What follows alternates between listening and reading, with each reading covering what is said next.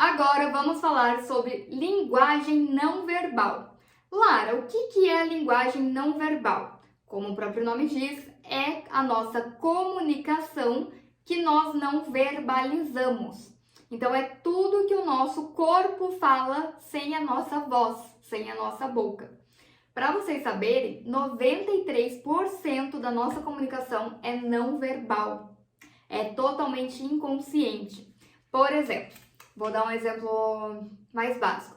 Quando você quer muito alguma coisa, então, quero muito ser palestrante. E eu falo assim, você quer ir pro palco do Papo de Leste? Você fala sim. Então você fala sim.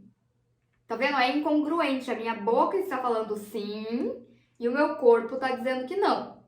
Quando o que eu falo e o que eu gesticulo é diferente, quem está falando a verdade é o corpo, tá? Então isso até, quiser pegar a mentira ali do maridão, já fica de olho nessa dica. Porque o nosso corpo, ele não consegue mentir, só quem é muito treinado para isso. E eu sei porque eu fiz, algumas especializações em programação neurolinguística e linguagem não verbal, tá? Então, o que acontece? O nosso corpo, ele não mente. Então, nós somos muito claras quando falamos com o nosso corpo. Na palestra, vocês vão fazer algumas expressões e vocês não vão saber o que estão fazendo, as congressistas não vão saber o significado, mas o inconsciente de cada pessoa vai absorver. Sabe aquela expressão, não me dei bem com fulana, nosso santo não bateu? Muitas vezes a questão do santo não bateu foi algum gesto não verbal que a pessoa te fez e o seu cérebro tem alguma memória daquele gesto e não gostou. Às vezes é um gesto, às vezes é um cheiro, tá? Porque a comunicação não verbal também inclui ali o cheiro, a expressão, o jeito que a pessoa é, certo? Mas vamos lá.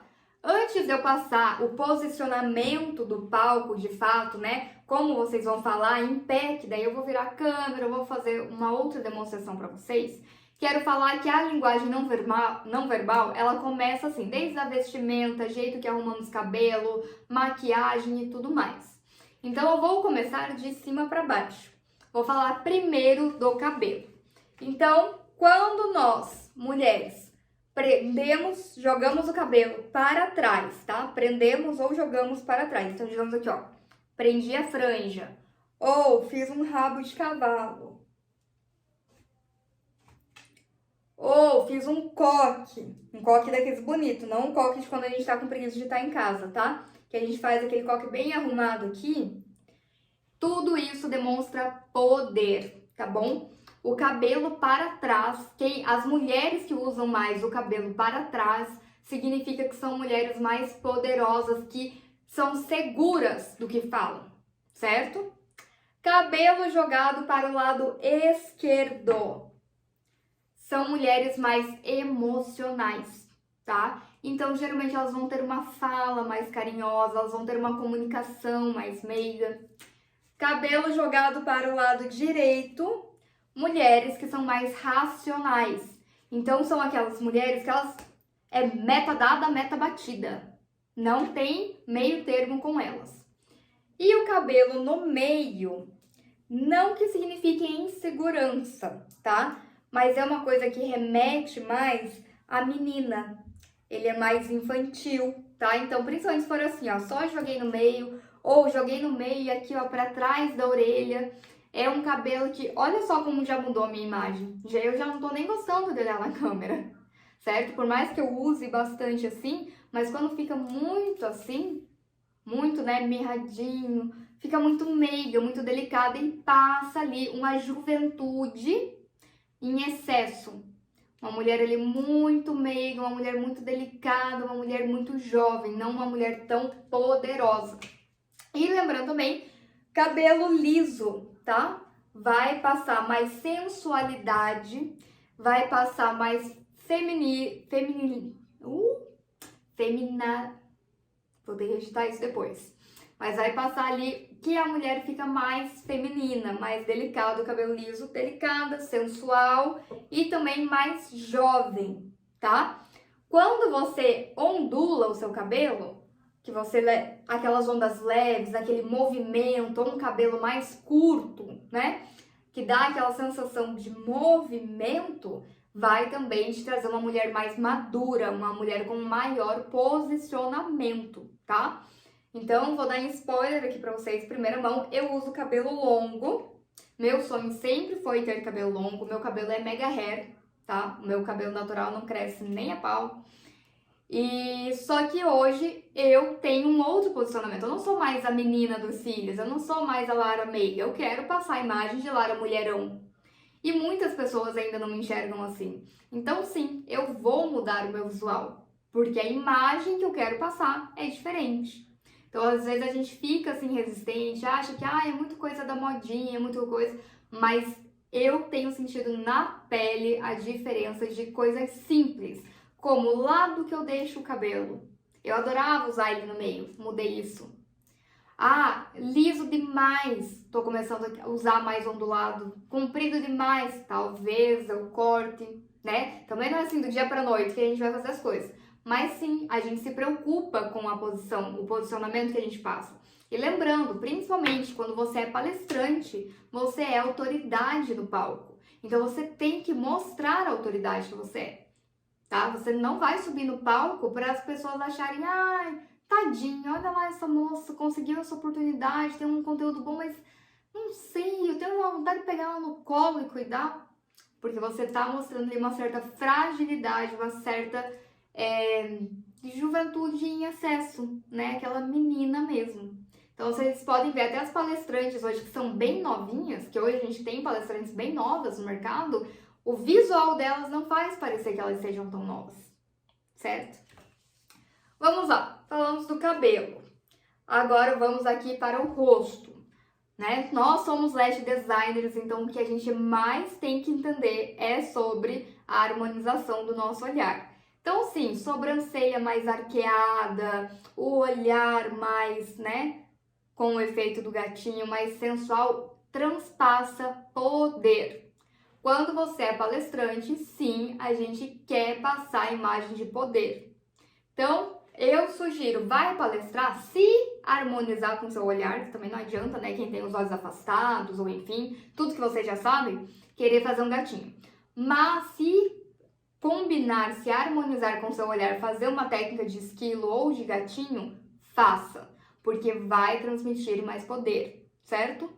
Boca, tá?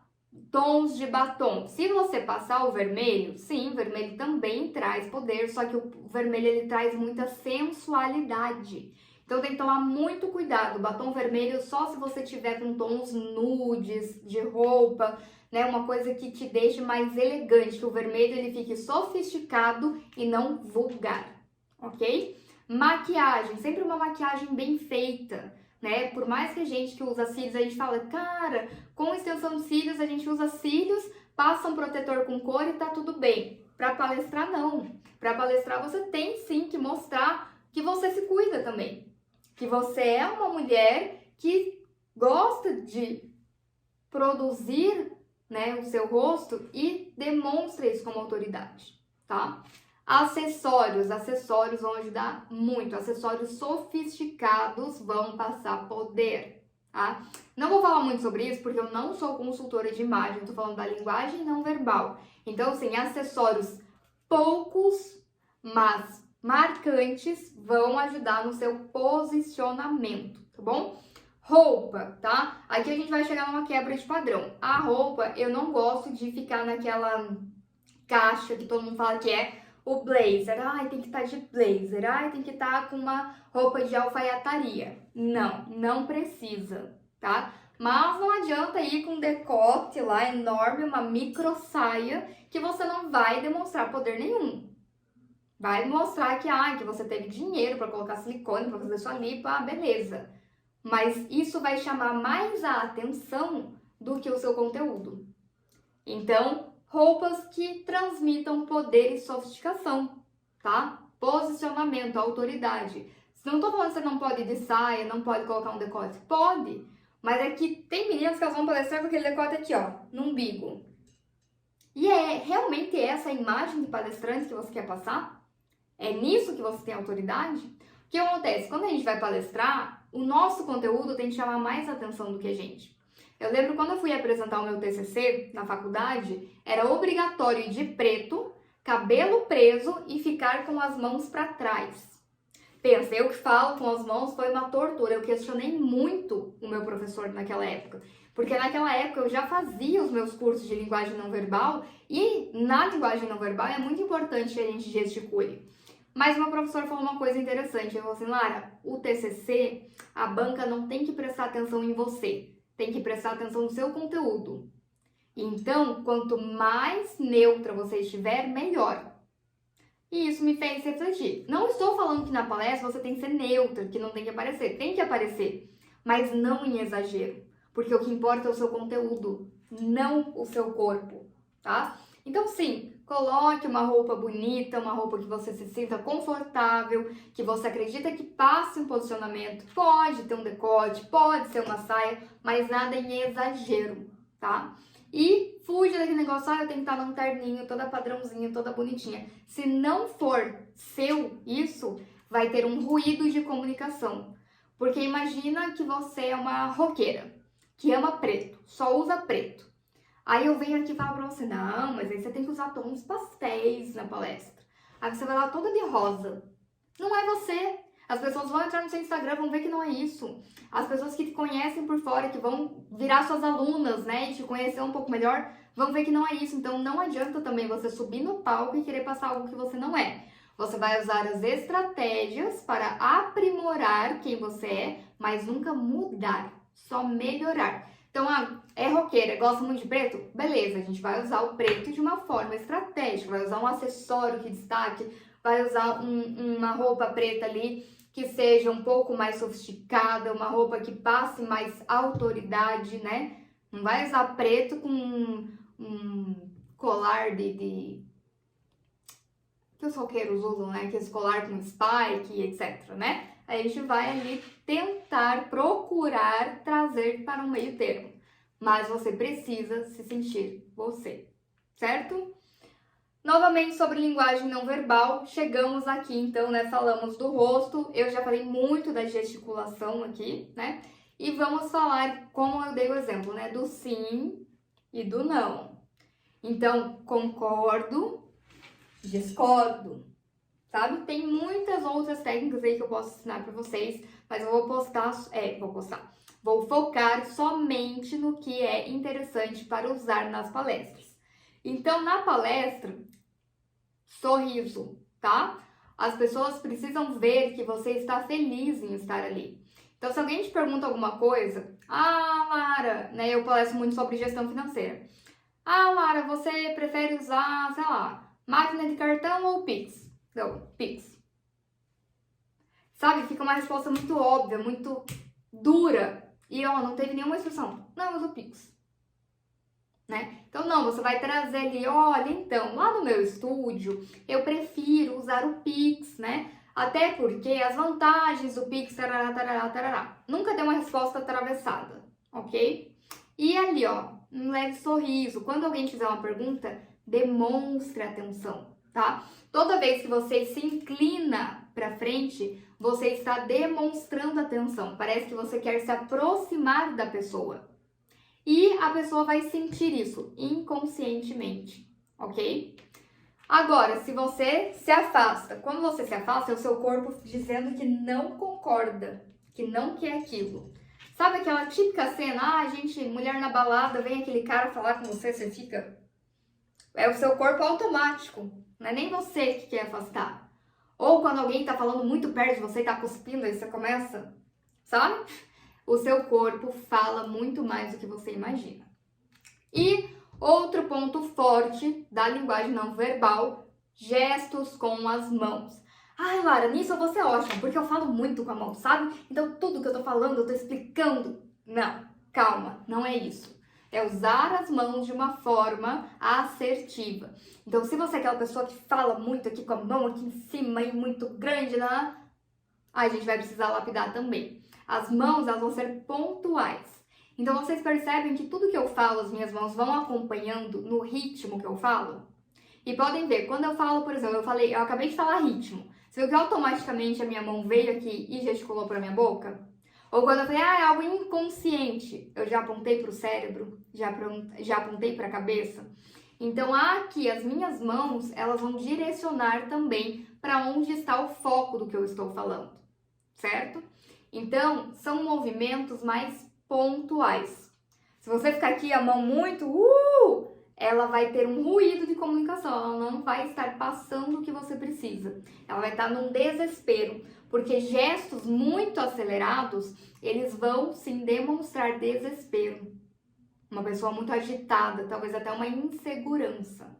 E falando em insegurança, vamos usar as mãos a nosso favor, mas às vezes elas vão ser algumas inimigas.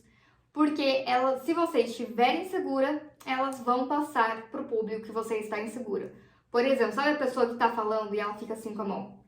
Pressionando a mão, girando um anel, pegando na pulseira. Tudo isso é uma mensagem que o nosso cérebro tenta distrair a gente mesmo. Então a gente sabe que a gente está nervosa, a gente está ali com uma insegurança, tá com medo, o nosso cérebro tenta mexer em alguma outra coisa para tirar o nosso foco do medo. Então fica aquela, sabe aquela ansiedade, aquele nervosismo, fica mexendo, coçando a cabeça, pegando no brinco, pegando em alguma coisa. São todos gestos que sim demonstram que a pessoa não está confortável naquela posição. Então, por exemplo, é a sua primeira vez palestrando, é óbvio que você não vai estar confortável no palco, é a sua primeira vez. Você nem sabe, né, como vai ser. Então, o seu corpo, ele tá tipo, ai meu Deus, e agora? Não, mas eu não posso demonstrar nada. Então, a gente acha, ó, que esse gesto aqui, ó, é simples, ó, eu tô só girando a minha aliança, ninguém vai perceber. Mas o inconsciente das pessoas percebe. Ou, vou ficar com a mão pra trás. Também não é bom. Ou, vou ficar aqui. Aí eu seguro ou a mão dentro do bolso. Total insegurança, certo? Então, as mãos sempre à mostra, movendo de uma forma lenta. O que mais? Quando você for falar, normalmente com uma mão você vai estar segurando o microfone. São poucos eventos que tem aquele microfone headset, que é o microfone que fica preso aqui, já tem um microfoninho que vem aqui do lado da boca. Então, quando você tiver na palestra uma mão no microfone, a outra provavelmente vai estar com um passador de slides, mas alguns eventos não tem passador de slide, então você vai ter uma mão livre. Quando é uma mão só, fica mais difícil de controlar, porque geralmente as duas querem mexer juntas, tá? Então, vão ser sempre movimentos aqui, ó. Você vai falar e vão ser movimentos lentos, ó. Vai acompanhar muitas vezes a sua cabeça, certo? Agora, se for o microfone headset, você consegue utilizar suas mãos para passar maior informação do que você precisa. Quando for utilizar as mãos, sempre que você utilizar as mãos de forma reta, né? Então eu falei para fulano, parece ali, ó, muito duro, muito ríspido.